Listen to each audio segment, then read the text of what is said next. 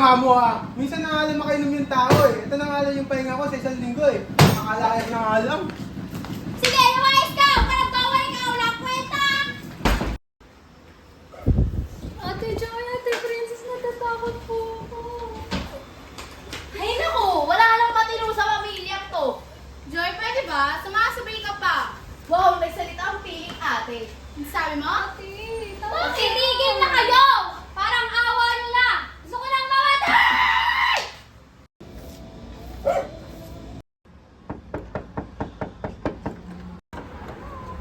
Joy, ikaw pala.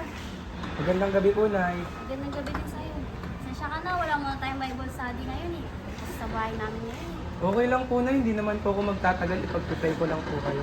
Sige, pasok ka muna. Thank you po. Ano yan, ma? Joy! Princess! Lady girl! Bumaba muna kayo dito. Bakit, ma? Nandito si Kuya Arthur. Ano gagawin? Kuya Pag-pray, para mawala ng demonyo sa mga katawan nyo. Bumaba kayo dito. Ay, nako.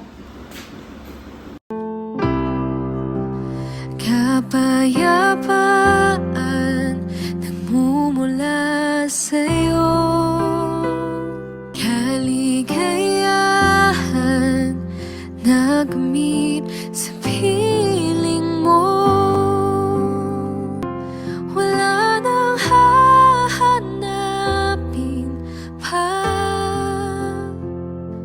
wala nang nanaisin pa, kundi mamalagi sa piling mo,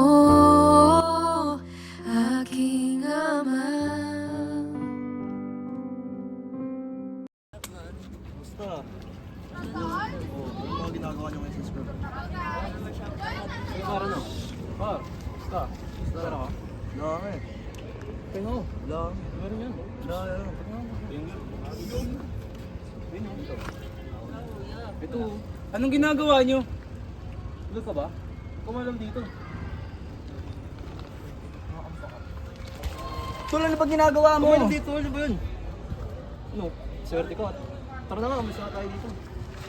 Okay lang ba kayo? Opo, maraming salamat po, kuya. Huwag kayo matakot. Hindi kayo pababayaan ng Diyos. Bibigyan niya kayo ng tapang katulad ng kay David upang lumaban sa mga nangaapi sa inyo. Ilaban niyo sila sa panalangin at hindi sa pisikal. Di po kami marunong manalangin eh. Sama kayo sa akin. Tuturuan kayo ng Diyos kung paano manalangin.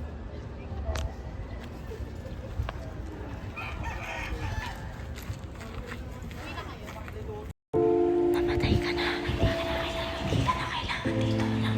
Umalis ka na. Kwenta.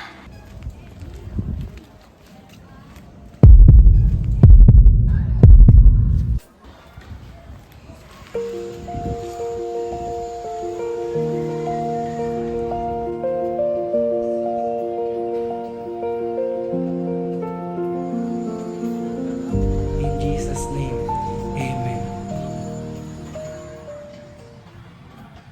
Sa loob ng isang taon, nagbunga ang pagpapagal ko sa Panginoon. Kapayapaan nagmumula sa'yo,